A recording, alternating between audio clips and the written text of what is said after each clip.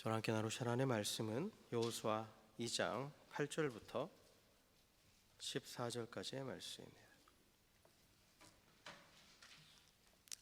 구약 성경 여호수아 2장 8절부터 14절의 말씀, 우리 한 절씩 교독합니다.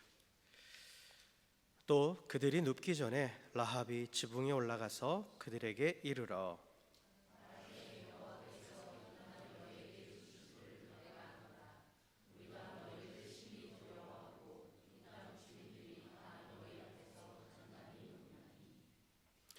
이는 너희가 애굽에서 나올 때에 여호와께서 너희 앞에서 홍해물을 마르게 하신 일과 너희가 요단 저쪽에 있는 아모리 사람의 두 왕 시온과 옥에게 행한 일, 곧 그들을 전멸시킨 일을 우리가 들었음이니라.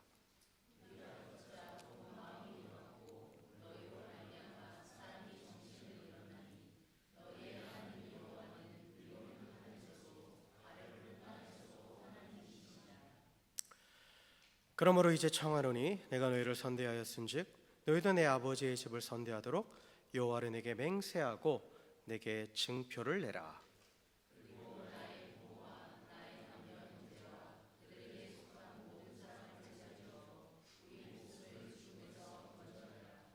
함께 읽습니다.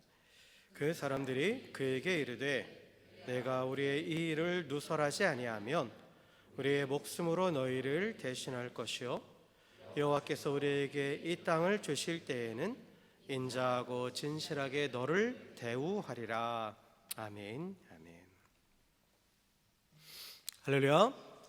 할렐루야. 네, 우리 옆에 계신 분하고 이렇게 인사하겠습니다. 주의 사랑으로 사랑하고 축복합니다. 이렇게 인사하겠습니다.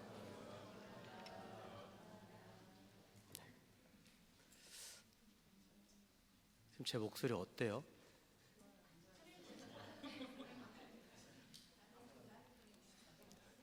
네, 지금 감기가 오래 가네요. 일주일 넘게 지금 가는 것 같은데.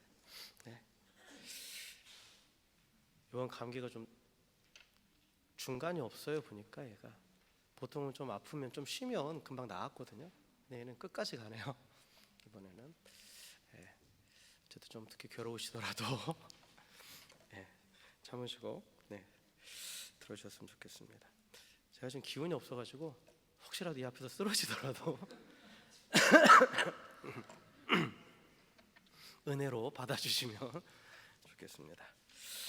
예, 오늘 말씀을 보면 이 배경이 보면 이스라엘 백성이 이제 애굽에서 나와서 40년의 광야 생활을 했죠. 그리고 이제 모세도 죽고 새로운 지도자 여호수아가 세워져서 그와 함께 이제 가나안 땅이 이제 목전에 보이는 그런 요단강 앞에 지금 서 있는 상태였습니다.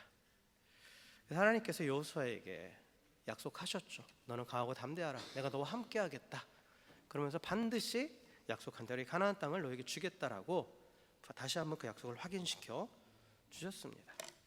그래서 이제 그 약속의 말씀을 붙잡고 이제 여호수아와 이스라엘 백성이 이제 가나안을 점령하러 가는데, 그런데 이제 가나안을 정복하는 데 있어서 가장 첫 관문이 바로 이제 여리고성이었어요.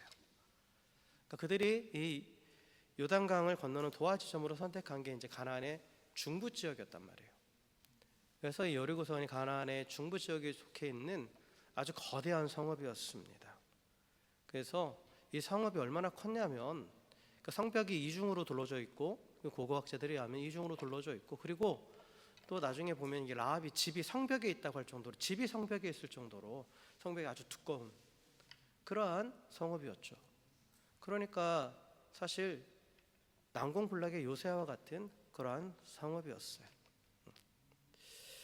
그래서 이 여리고성이 딱 버티고 있으니까 이제 이 여호수아가 이 여리고성에 대해서 좀 더 알아보기 위해서 이 정탐꾼을 은밀히 보냈습니다. 2명의 정탐꾼을 보내요. 그런데 이제 정탐꾼을 보내는 이 장면은 이 시기로부터 약 38년 전에 가데스 바네아에서 모세가 그때도 마찬가지죠. 가나안 땅을 목전에 두고 이제 정탐꾼을 보내잖아요. 12명의 정탐꾼을 보내잖아요. 그 장면과 이제 이렇게 좁게 겹쳐지는 장면이죠. 그런데 그 첫 번째 가나안 땅을 점령하기 위해서 보냈던 이 정탐꾼들은 결국 그들의 그 갈렙과 여호수아를 제한 10명의 정탐꾼들이 부정적인 보고로 인해서 이스라엘 백성이 간담이 녹아내렸죠. 그래서 결국은 그 정탐은 실패로 끝나는 정탐이었죠. 실패로 끝나는 정탐이었고, 그리고 또한 그들의 부정적인 보고에 영향을 받은 이스라엘 백성이 스스로 마음을 무너뜨리고 하나님의 약속을 신뢰하지 못하고 오히려 하나님을 대적한 결과 결국 하나님께서 진노하셔서, 그래서 이스라엘 백성이 다시 광야에 들어가서 이제 지내게 되는 그러한 형벌을 받게 되는 거죠. 그런데 오늘 이 본문에 나온 이 두 번째 정탐 사건은 첫 번째 정탐과 좀 다르게 흘러갑니다. 사실 정탐도 제대로 하지 못해요. 그런데 여기 중요한 한 명의 인물이 등장하죠. 이 정탐꾼들이 바로 라합이라는 한 여인을 만납니다. 그리고 이 라합을 통해서 1차 정탐과는 아주 정반대되는 그런 상황들을 마주하게 되고 그러한 메시지를 이스라엘 백성에게 전하게 돼요. 그리고 또 중요한 것은 이 라합을, 이 여리고성에 있던 이 기생 라합이 단순히 정탐꾼들을 숨겨주고 뭐 어떤 정보를 주는 걸로만 끝나는 게 아니라 유일하게 구원받는 사람으로 등장하죠. 하나님께서 이제 여리고성을 점령할 때 그 안에 있는 모든 사람들을 다 진멸하라. 이거는 죄에 대한 심판이기 때문에 남겨둘 수 없는 거예요. 잔인하다고 생각되겠지만 그러나 하나님께서 이 가나안을 정복하게 하시는, 이스라엘을 통해서 가나안을 정복하시는 것의 또 다른 목적은 뭐냐면 죄로 가득한 그 땅을 심판하시는 거였어요. 그렇기 때문에 죄악의 뿌리를 완전히 뽑기 위해서 그 땅에 있는 모든 민족 사람들을 다 진멸하라고 말씀하셨단 말이에요. 그런데 살아남는 사람이 생기는 거예요. 그게 바로 라합과 그의 가족이죠.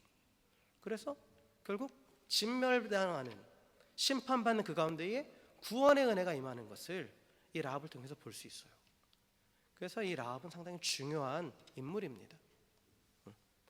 그래서 이 정탐꾼이 들어가서 이 라합을 만나는 이 과정을 보고 이 라합과 대화하는 그 모든 내용을 보면 사실 이렇게도 생각할 수 있어요. 하나님께서 이 정탐꾼들을 보낸 목적이 결국 이 라합을 위한 것이었다 라고도, 라합의 구원을 위한 것이었다. 그를 통해서 또한 궁극적으로 하나님의 구원이 무엇인지, 그리고 구원에 이르는 믿음이 무엇인지를 또한 오고 오는 세대에 우리에게도 가르쳐 주시기 위함이었다라고 우리는 그렇게 말할 수 있습니다.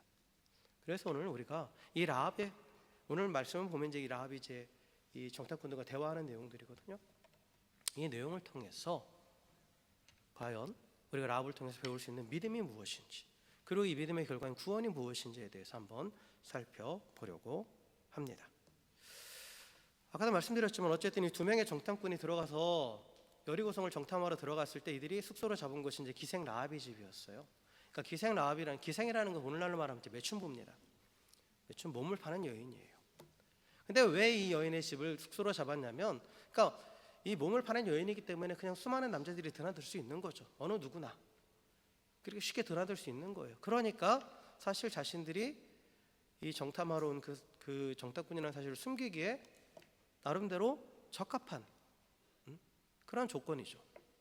그런데 문제는 뭐였냐면, 사실 이스라엘 백성들이 가나안 땅을 점령하기 위해서 이 요단강 저 동편에 지금 주둔하고 있다는 사실을 이 가나안의 모든 백성들이 다 알고 있었어요. 그러니까 이들은 다 경계를 하고 있었던 거죠. 한참 경계의 수위가 높아져 있는 상황에서 낯선 사람들이 들어왔기 때문에 당연히 금방 발각이 된 거예요, 그들이. 그래서 이 라합의 집에 이들이 숨어 있었지만 결국은 이 금방 그들의 정체가 들통나서, 그래서 여리고 왕이 이 라합의 집으로 수색대를 보냅니다. 라합의 집으로 수색대를 보내요. 그러니까 그는 뭐 빼도 박도 못하고 이제 정말 외퉁수에 몰린 거죠. 어디 피할 수도 없어요. 그런데 이때 이제 라합이 나서죠. 전면에 나서서 이 두 정탐꾼을 그 집의 주붕에 숨겨주는데, 그 주붕에 그 3대를 이렇게 말리려고 널어놓은 그 밑에를 숨겨주고, 그리고 그걸로만 끝난 게 아니라 수색하면 금방 나오니까 이 수색대를 속이죠. 그들이 우리 집에 왔지만 금방 떠났다라고. 그렇게 함으로써 이 수색대를 따돌리죠. 그래서 이 정탐꾼들을 구해줘요. 살려주죠. 그리고 나서 이제 오늘 말씀이 전개가 됩니다.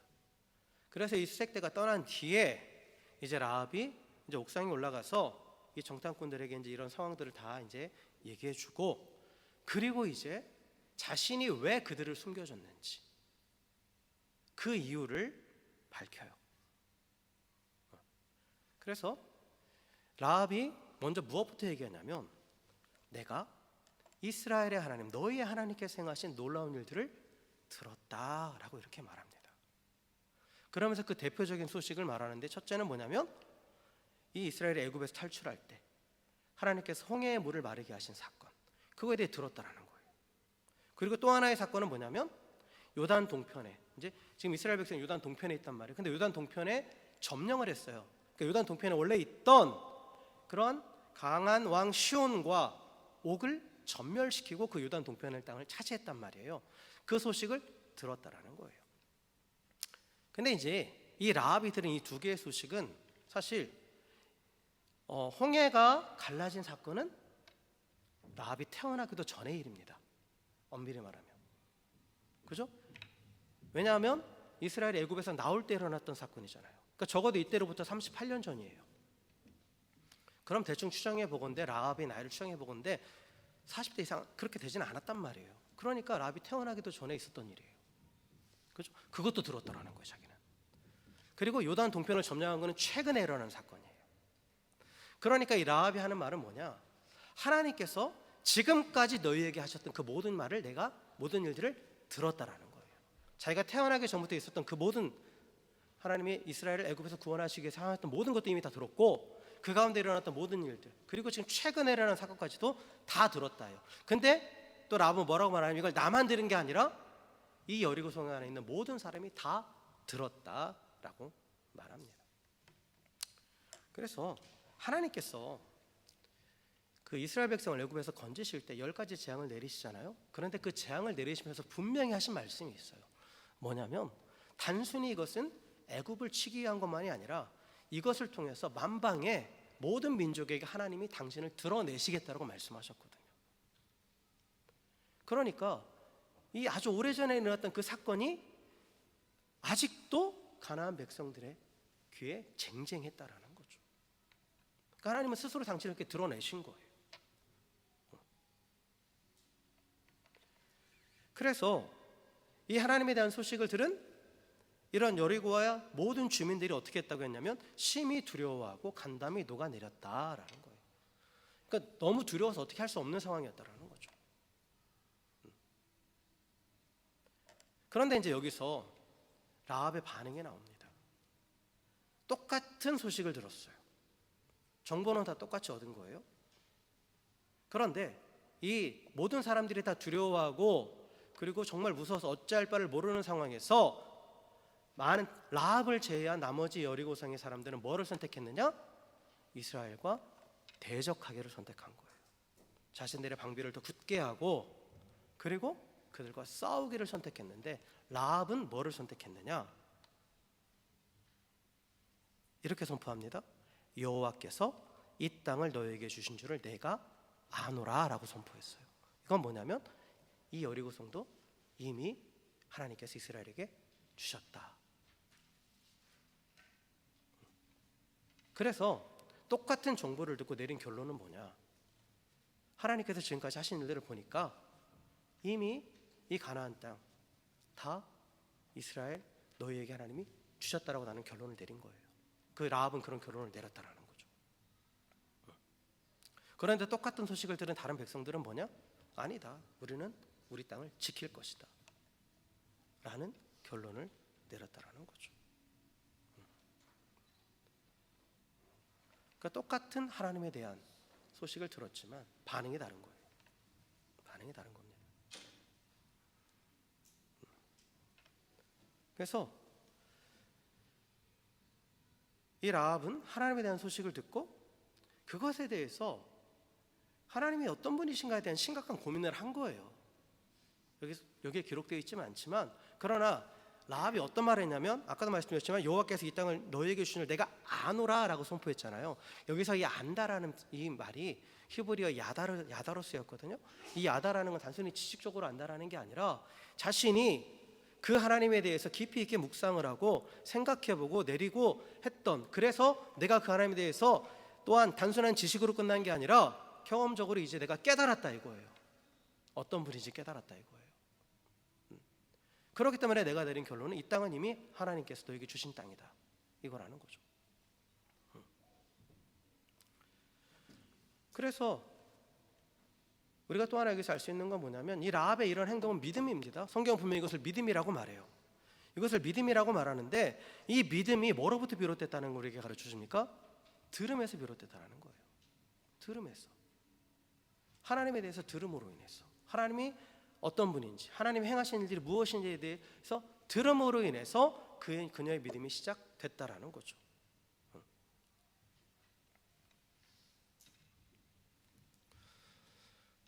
그래서 결론적으로 여기서 라합이 얘기하는 건 뭐냐면 내가 너희들을 지금 이 정탐꾼들을 도와준 이유는 내가 하나님을 대해서 듣고 믿었기 때문이다라는 거예요. 믿음 때문이라는 거죠. 믿음 때문이라는 거예요. 그래서 믿음은 들음에서 시작된다라는 거죠. 그리고 하나님은 당신을 알만한 것을 다 보여주셨다라고 말합니다. 그러니까 성경에서 보여주다라는 것은 하나님에 대한 소식을 들려주셨다라는 거예요. 눈으로 보는 게 아니에요. 하나님 눈에 보이시는 분이 아니니까. 그런데 하나님은 태초부터 당신이 어떤 분이신지 말씀으로 드러내셨습니다. 들려주신 거예요. 계속해서. 그래서 성경이 말하는 믿음은 뭐냐? 하나님이 당신을 드러내신 것에 대해서, 이 라합처럼 애굽에서부터 지금까지 이스라엘의 역사 가운데 드러내신 그 하나님에 대해서 들었을 때 그것을 내가 들은 그 소식에 대해서 반응하는 건데 어떻게 반응하는 거냐? 라합처럼 그 하나님이 절대적으로 만물을 다스리시는 주권자이심을 고백하는 것으로 그 하나님을 받아들이는, 그게 진정한 믿음이라는 거죠. 그래서 라합이 이렇게 고백해요. 너희의 하나님 여호와는 위로는 하늘에서도 아래로는 땅에서도 하나님이시니라 라고 고백해요. 그러니까 자기가 지금까지 들어온 하나님에 대한 소식을 종합해 보니까 내가 내린 결론은 뭐냐? 하나님은 하늘에서도 하나님이고 땅에서도 하나님이라는 거예요. 이게 어떤 개념이냐면, 왜 이런 표현이 나왔냐면 당시 이 고대 근동지방뿐만 아니라 또한 그 성경의 역사를 쭉 보면 사람들이 가지고 있는 신에 대한 개념은 뭐냐면 신은 어떤 지역신이고 그리고 또 어떤 자기들만의 강함을 나타낼 수 있는 그런 지형이 있어요. 그러니까 산의 신도 있고 강을 다스리는 신도 있고 또 바다를 다스리는 신도 있고 이렇게 다양하게 자기가 가지고 있는 영역이 있어요. 그러니까 이건 다신교죠. 그 다신교적인 배경을 가지고 있죠. 애굽도 그렇고 가나안도 그렇고, 사실 우리가 오늘날도 그러지만 유대교와 이슬람과 우리 기독교를 제외한 모든 나머지 종교들은 다 다신교예요. 사람의 생각에서부터 비롯된 종교는 다 다신교입니다. 왜냐하면 사람들은 자신이 있는 영역에서 내가 도움을 필요로 하는 존재를 신으로 만들어버려요. 나에게 도움을 줄 수 있는 존재를 상상으로 만들어내서 신으로 만드니까 다양한 영역의 신이 있는 거예요. 그렇죠? 그게 어떤 지역적인 신이 될 수도 있고 어떤 직업에 관련된 신도 될 수 있는 거죠. 그렇죠? 그래서 왜 일본의 신이 1억이 넘는다잖아요. 부뚜막 신도 있고 뭣도 있고 힌두교도 마찬가지고. 그렇게 다신교적인 배경에서는 어떤 신은 산의 신이기 때문에 강해요. 이게 열왕기상에 보면 그런 내용이 나와요. 아람과의 전투에서 아람 민족이 이런 말을 해요. 이스라엘의 하나님은 산의 신이다. 왜냐하면 이스라엘 역사 보면 하나님께서 신의 산에 강림하셔서 그들에게 말씀을 주시잖아요. 그러니까 이스라엘 하나님은 산의 신이다 이거예요. 그러니까 이스라엘의 하나님은 산의 신이니까 우리가 평지에서 싸우면 이긴다 이렇게 말해요. 평지에서 싸우면 이긴다. 우리 신은 평지의 신이다 이거예요. 그런데 하나님께서 비우시죠. 비우셨어요. 하나님은 어느 한 영역에만 갇혀 있는 분이 아니에요. 그래서 애굽에서 10가지 재앙을 통해서 나타나신 것도 그렇죠. 애굽이 섬기는 10가지 신들을 하나님께서 심판하시는 내용이거든요. 그러니까 그런 모든 내용들을 종합해 보니까 또한 홍해를 가르셨다. 이건 바다를 가른 거잖아요. 그렇잖아요. 그리고 또한 이 최근에 있었던 이 바산한 옥과 또 어디죠? 시온, 여기를 완파한 이것도, 여기는 산지도 있고 평야도 있는 지역이에요. 그러니까 그런 모든 내용을 다 들어보니까 너희 하나님은 다르다 이거예요. 내가 지금까지 알고 있는 신과는 완전히 다른 존재다. 산과 바다와 하늘과 땅, 그 모든 걸 가리지 않는 하나님이구나. 그 모든 것들을 가리지 않고 절대적인 주권을 행사하시는 그런 분이구나 라고 지금 고백하고 있는 거예요. 그래서 이 라합의 고백은 뭐냐면, 이 다신교적인 사상을 가지고 있던, 그리고 그 가운데서 자랐던 이방 여인이 유일신을 고백하는 거예요. 유일하신 하나님. 그러니까 놀라운 고백이죠. 놀라운 고백. 그런데 사실 이게 라합이 특별해서가 아니라는 거예요. 누구든지 지금까지 하나님 행하신 일들을 들었다라면 그런 결론을 내릴 수 있다라는 거예요. 하나님 이게 라합에게만 가르치신 비밀이 아니라는 거예요. 분명히 라합이 말하죠. 나만 들은 게 아니다. 나만 들은 게 아니다. 다 들었다. 여러 교성에 있는 백성들 다 들었다. 그렇다면 누구든지 라합과 같은 결론을 내릴 수 있다라는 거예요. 어떤 마음은 있으면 들으려는 마음만 있었다라면. 하나님께서 스스로 당신을 드러내신 것에 대해서 내가 그것을 받아들이고자 하는 마음만 있었더라면 동일한 결론을 내릴 수 있었다라는 거예요. 그래서 우리는 중요한 원리를 하나 발견할 수 있습니다. 믿음은 들음에서 나는 것이고, 그리고 이 들음이 믿음으로 발휘되지 않는 이유는 뭐냐? 들으려 하지 않기 때문에 그런 거예요. 하나님은 끊임없이 들려주십니다. 당신이 어떤 분인지. 하나님께서 그렇게 말씀하셨잖아요. 하나님이 지으신 우주 만물 가운데에 하나님은 알만한 것을 다 보여주셨더라고. 하나님이 지으신 세상은 하나님이 계시다라는 걸 지금도 계속해서 말하고 있어요. 그러나 오늘날도 그렇고 세상은 들으려 하지 않아요. 저는 이제 과학 프로나 이런 걸 보면 저는 신학과 과학이 대척점이 있다고 보지 않습니다.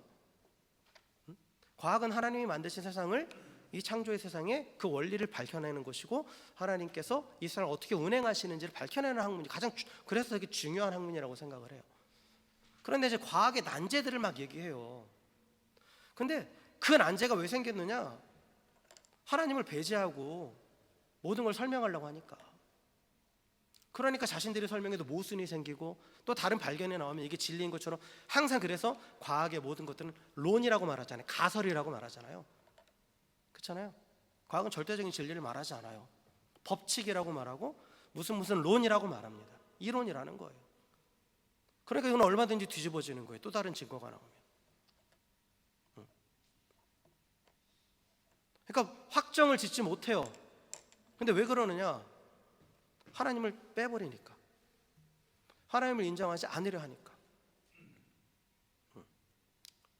그런데 우주 만물은 하나님이 계시다라는 것을 분명하게 말하고 있는데 그걸 인정하지 않으려고, 들으려 하지 않으니까 그런 문제가 발생하는 거예요.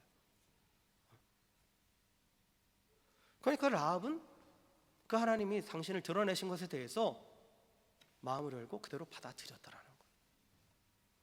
그래서 믿음은 들음에서 나는 게 맞습니다. 그리고 들음은 하나님의 말씀이라고 로마서에서 말하고 있죠. 그래서 하나님이 당신을 드러내시는 것을 내가 받아들이는 것. 그래서 하나님의 절대 주권을 인정하는 고백에까지 나가는 것이 온전한 믿음이라는 거죠. 그래서 여러분 분명히 아셔야 돼요. 믿지 못하는 이유는 하나님이 뭔가 특별한 기적을 보여주지 않아서가 아니에요.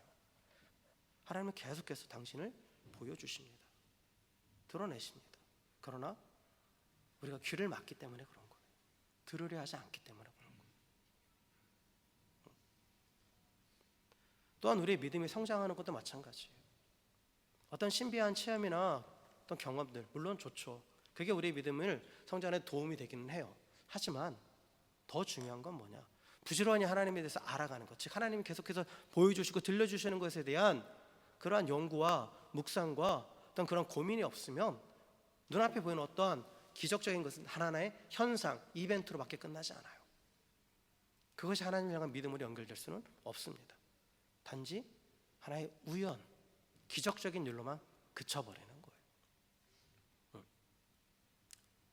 그래서 우리는 부지런히 하나님의 말씀을 들으려고 노력해야 됩니다. 마음으로 열고 내 이성과 또한 내 경험, 내 한계를 뛰어넘어서 들려주시는 것들이, 뛰어넘는 사실을 들려주실 때, 그럴 때 그것이 하나님이심을 인정하고 받아들일 수 있어야 돼요.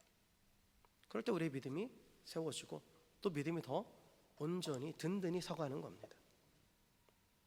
그래서 어쨌든 간에 우리 라합을 통해서 분명히 알 수 있는 것은 뭐냐? 믿음의 출발점은 들음이다 라는 거예요.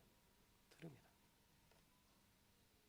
그래서 하나님에 대해서 듣고 아는 지식이 있을 때, 그럴 때 눈앞의 현상이 하나님과 연결되어서, 그래서 그 하나님이 결국은 나와 관련이 있다라고 받아들여지게 되는 거예요.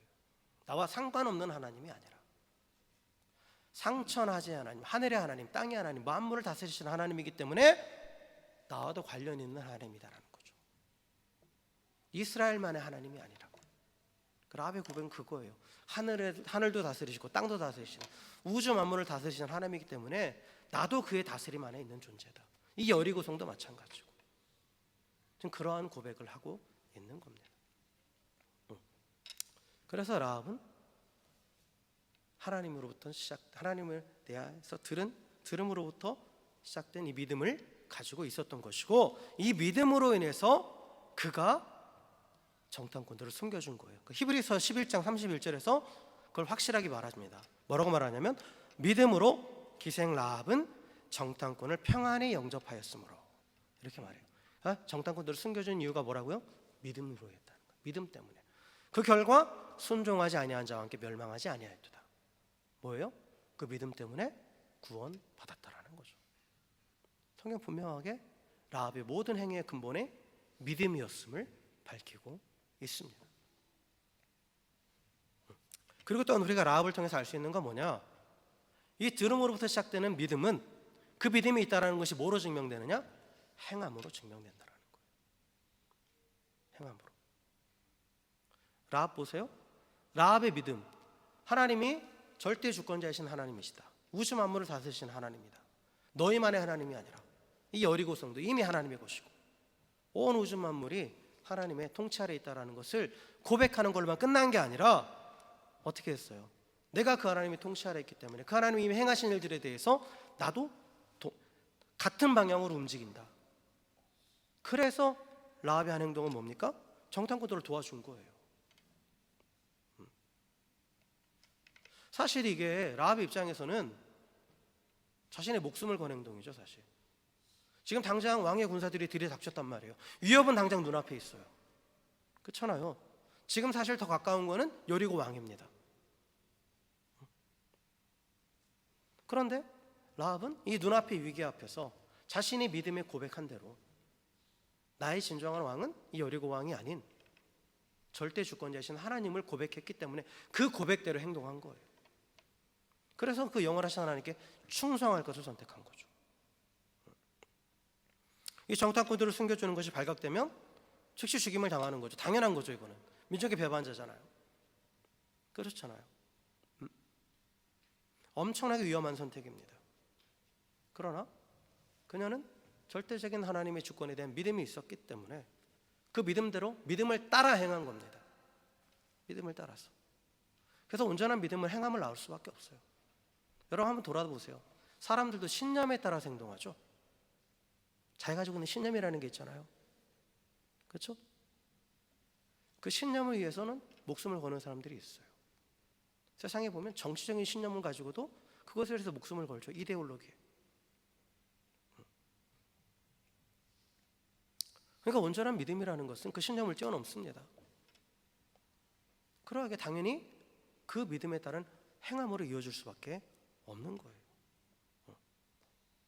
사실 라합의 행동은 우리 세상의 눈으로 보면 자기 민족을 배반하는 행위죠. 그러나 성경은 그러한 관점으로 보지 않습니다. 거시적인 관점에서 멸망이 확정된 세상의 왕으로부터 등을 돌리고 하늘과 땅을 비롯한 우주 만물을 다스리시는 절대 주권자이신 하나님께로 돌이킨 신앙의 결단으로 성경은 표현하고 있어요. 그래서 그것을 믿음의 행함이라고 말합니다. 그래서 야고보서 2장 25절에 보면 라합의 행함을 이렇게 표현합니다. 또 이와 같이 기생 라합이 사자들을 접대하여 다른 길로 나가게 할 때에 행함으로 의롭다 하심을 받은 것이 아니냐라고 말합니다. 즉 그의 행함이 뭐다? 믿음의 살아있음을 증명하는 것이었다라고 말하는 거예요. 그래서 믿음은 반드시 행함을 낳습니다. 절대 잊어서는 안 돼요. 우리가 하나님을 절대 주권자로 인정하고 산다라면 그 하나님의 절대 주권을 인정하는 삶의 행함이 있어야 돼요. 그리고 그 하나님의 절대 주권을 인정하는 삶의 행식은 뭐냐? 세상의 방식을 따라하는 것이 아니라 절대적인 하나님의 통치 아래 내 삶을 맡기는 겁니다. 지금 당장 내 눈앞에 위험이 닥친다 하더라도, 손해가 온다 하더라도 세상은 다 이렇게 하는 게 맞다고 그래요. 근데 하나님은 그게 아니라고 말씀하시면 하나님의 말씀을 선택하는 거예요.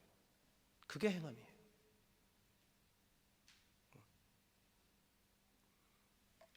그리고 그러한 행함이 있는 것이 살아있는 믿음, 온전한 믿음이라는 거죠. 그래서 라합의 믿음은 단순한 선언으로만 끝난 믿음이 아니었어요. 그 행함으로써 이미 증명된 그런 살아있는 믿음이었고, 결국은 그 살아있는 믿음은 뭐로 연결되느냐? 구원으로 연결되었다라는 거죠. 그래서 라합의 이 살아있는 믿음은 결과적으로 자신도 구원하고 또한 자기뿐만 아니라 어떻게 됩니까? 자기 가족, 그리고 그와 연결된 사람까지. 이거는 더 확장돼요, 사실. 그러니까 라합과 라합의 가족이라만 돼 있지 않아요. 라합이 그 구원을 요청하는 내용을 보면 나와 나의 형제 그리고 그 아들과 관련된 자들 무한대로 뻗어나갈 수 있는 거예요. 그래서 이러한 나뿐만 아니라 내 주변에까지 생명을 살리는 그런 구원에 이르는 그러한 믿음을 지닌 사람이 바로 라합이었다라는 거죠.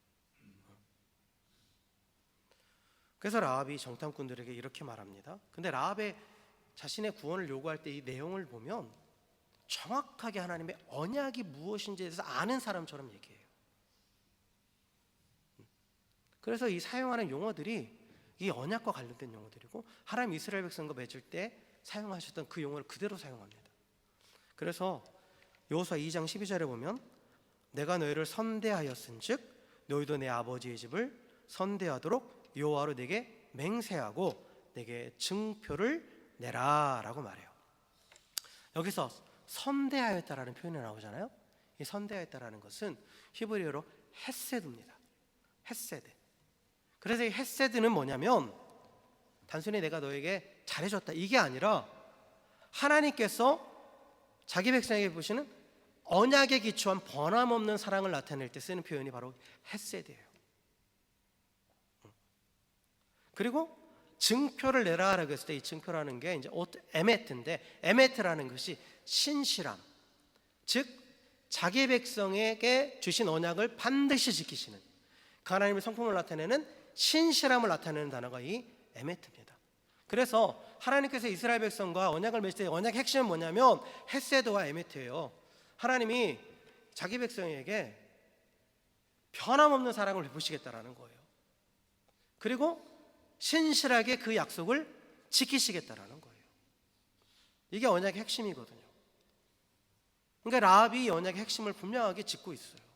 그래서 결국 이 라합의 말은 뭐냐면 단순히 너와 내가 이런 언약을 맺자라는 게 아니라 하나님이 주시는 그 언약 관계 안에 나도 들어가겠다라는 거예요.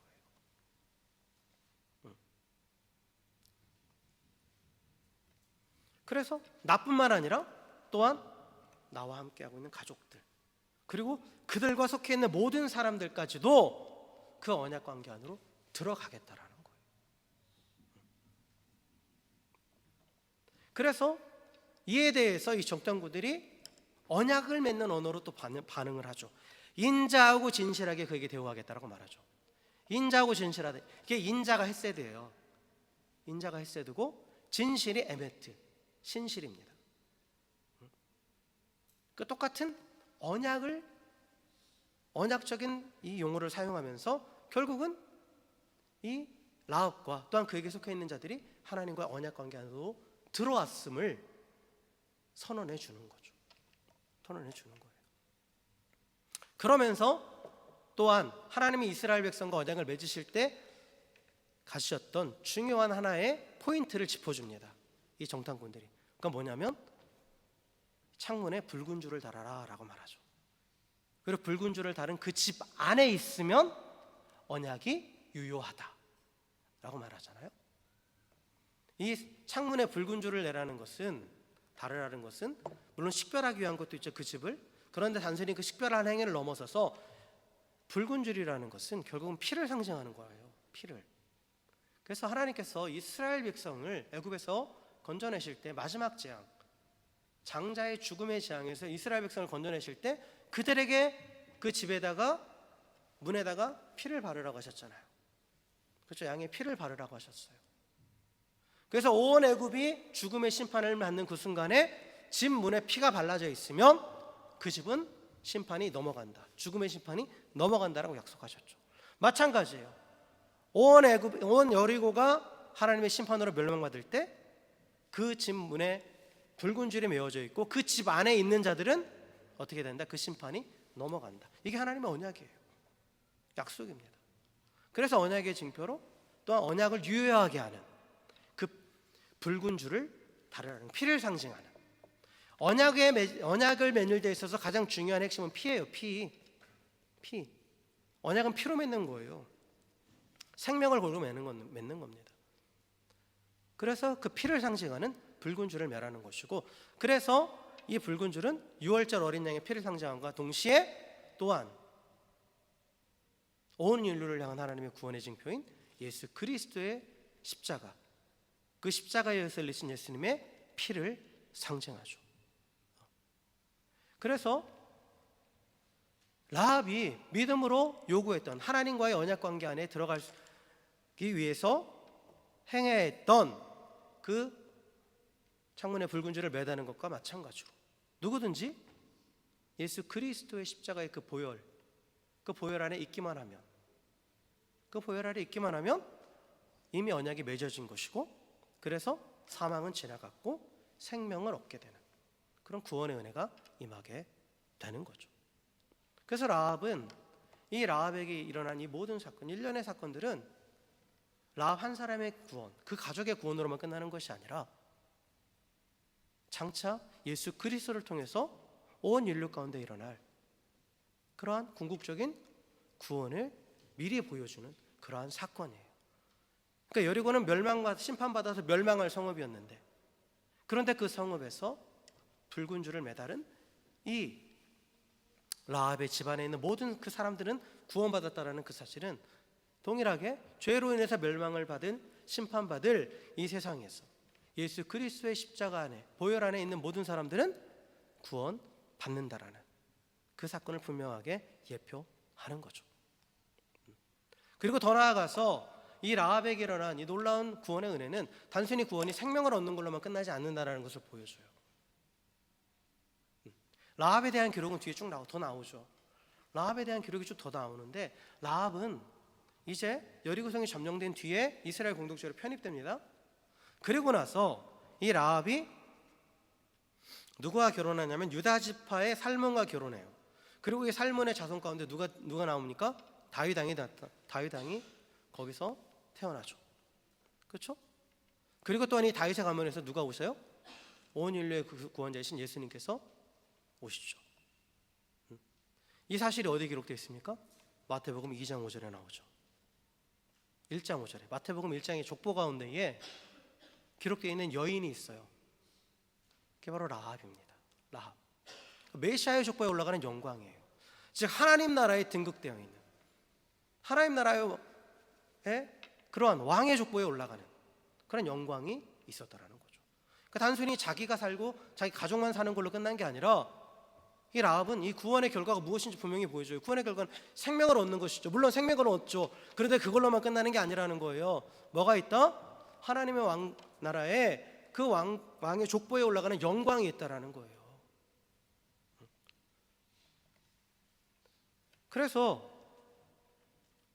이방인이었던 기생이었던 라합이 믿음으로 이 영광스러운 그리스도의 족보에 올라갔듯이 이제 누구든지 예수를 주와 그리스도를 믿는 자는, 그 십자가 보혈 아래 있는 자는 죽음이 지나고 생명을 얻었어요. 근데 그걸로만 끝나는 게 아니에요. 어떻게 돼요? 이 땅에서 그 생명을 풍성히 누리고 장차 영원한 하나님 나라의 왕과 같은 존재로 변화됩니다. 그런 영광이 예비되어 있다라는 거죠. 그러니까 이 라합은 또한 단순히 믿음으로 구원받는다라는, 구원에 받아서 생명을 얻는다는 것만 보여주는 게 아니라 이 구원의 결과는 하나님 나라의 영광이라는 사실까지도 분명하게 보여주는 그러한 사람이라는 거죠. 그래서 기생 라합이 영광스러운 그리스도의 족보에 올랐듯이 누구든지 예수 그리스도 안에 있는 자는 영광스러운 하나님의 자녀로서 이미 하나님의 생명식에 기록되어 있습니다. 그래서 장차 주님 오시는 그날이 되면 하나님 나라에서 주님과 함께 다스리는 자가 될 것이다 라고 성경 분명히 우리에게 말씀하고 있습니다. 그러한 영광이 우리 가운데 예비되어 있다라는 것, 그것을 라합은 분명히 보여주고 있습니다.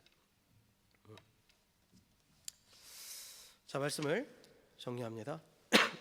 사랑하는 성도 여러분, 오늘 우리는 이 기생 라합을 통해서 믿음이 무엇인가, 그리고 그 믿음의 결과인 구원에 대해서 함께 살펴보았습니다. 그래서 우리가 이 라합을 통해서 알 수 있는 것은 믿음은 들음에서 난다라는 거예요. 믿음은 들음에서 나는 겁니다. 그래서 오늘 이 라합은 하나님의 행하신 일들에 대한 소식, 그것을 들음으로써 하나님의 절대 주권을 인정하는 고백을 했습니다. 그래서 하나님이 어떤 분이신지에 대해서, 특별히 하나님은 이제 우리에게 말씀을 통해서 당신이 어떤 분이신지 우리에게 들려주십니다. 그런데 그 말씀을 듣고 그 나와 상관없는 하나님이다가 아니라 그 하나님이 나의 하나님이고 그 하나님이 우주 만물을, 하늘과 땅과 모든 세상을 다스리신 하나님이심을 인정하는 것이 믿음이에요. 그래서 우리의 믿음이 바로 서기 위해서는 지속적으로 하나님에 대해서 들어야 돼요. 이게 듣는다는 게 설교만을 듣는다는 게 아니에요. 말씀을 통해서 하나님이 어떤 분이신지 내게 들려주시는 것들을 지속적으로 듣고 묵상해야 됩니다. 그리고 또한 아직 그 소식을 듣지 못한 자, 하나님이 어떤 분이신지 듣지 못하는 자들에게 우리도 들려줘야 돼요. 그래서 믿음은 들음에서 나는 것입니다. 그리고 또한 온전한 믿음은 행함이라는 열매를 맺습니다. 라합은 하나님의 절대 주권을 인정했기 때문에, 그래서 이 정탐꾼을 숨겨줌으로써 또한 멸망을, 세상을 향한 충성을 버리고 절대 주권자이신 하나님을 향해서 충성했습니다. 그래서 이러한 결단과 행함으로 인해서 결국은 그의 믿음이 죽은 믿음이 아닌 살아있는 믿음임을 증명했던 거죠. 그래서 여러분 정말 하나님을 믿는다라면, 그리고 하나님을 어떤 하나님을 믿는다는 거예요? 하늘과 땅의 하나님, 우주 만물을 다스리시는 하나님을 믿는다라면 그 하나님의 통치 아래 우리 삶을 내드리는 건 당연한 거예요. 그 하나님의 통치 아래 내 삶을 맡기는 것은 당연한 거예요. 즉 그 말씀대로 순종하는 행함은 당연한 것이라는 거죠. 그래서 우리의 믿음은 행함으로 나타나는 살아있는 믿음이 되어야 됩니다. 그리고 그런 살아있는 믿음의 결과는 뭐냐? 구원이에요. 구원. 그래서 라합이 붉은 줄로 상징되는 그런 하나님의 언약 안에 들어가서 구원받고 하나님 나라의 백성이 되었듯이 우리도 예수 그리스도를 통해서 하나님을 알고 믿는 믿음으로 인해서 또한 구원받는 하나님의 백성이 되었습니다. 그런데 또한 구원은 거기로 끝나는 게 아니라고 그랬죠. 생명을 얻는 것으로만 끝나는 것이 아니라 또한 라합처럼 그 영광스러운 그 하나님의 왕족의 족보에 올라가는 그러한 영광이 우리 가운데 예비되어 있어요. 그 족보에 올라가는 걸로 끝나는 게 아니라 왕과 같은 존재로 변화될 그러한 영광이 우리를 기다리고 있다라는 거죠. 라합은 멸망의 도시에 살았습니다. 하지만 믿음으로 하나님의 백성이 되었습니다. 마찬가지로 우리도 사실 이 세상은 멸망을 향해 가고 있어요. 그렇지만 믿음으로 하나님 나라의 백성이 되었습니다.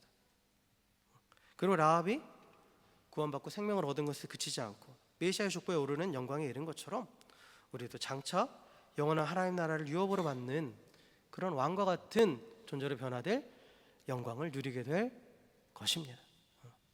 사랑하는 성도 여러분, 그러하기에 이제 이 들음에서 비롯된 이 믿음의 길을 계속해서 행함으로 걸어가시기를 주의 이름으로 간절히 축원합니다. 이를 위해서 하나님 말씀을 듣게 더욱 힘쓰십시오. 마음을 열고 들으려 하십시오. 들으려 해야 들립니다. 그리고 또한 그 말씀대로 온전히 순종하십시오. 그럴 때 그 믿음이 우리 삶 가운데 구원의 능력으로 나타날 것이고, 또한 우리의 그러한 구원의 날마다 경험하는 구원의 삶을 통해서 또 하나님의 살아계심이 세상에 드러나게 될 줄 믿습니다. 그래서 날마다 믿음으로 세상을 이기고 또 장차 영원한 하나님의 나라에 들어가는 그런 영광스러운 그날을 맞이하는 우리 모두가 되기를 다시 한번 주의 이름으로 간절히 축원합니다. 함께 기도하시겠습니다.